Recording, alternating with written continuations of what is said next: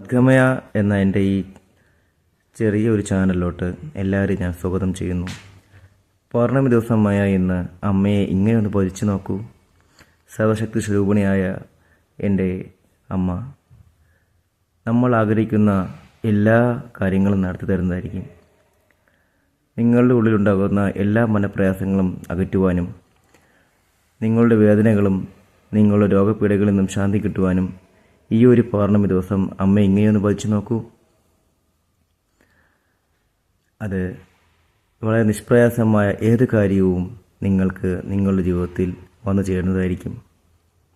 പരീക്ഷ വിജയമോ ദാമ്പത്യ കലഹമോ എന്തുമായിക്കോട്ടെ, അല്ലെങ്കിൽ രോഗപീഠകളിൽ നിന്നുള്ള മുക്തിയോ എന്തുമായിക്കോട്ടെ, ഏത് കാര്യവും സർവശക്തി സ്വരൂപിണിയായ അമ്മ ഈ ഒരു പൗർണമി ദിവസം നിങ്ങൾക്ക് സാധിച്ചു തരുന്നതായിരിക്കും.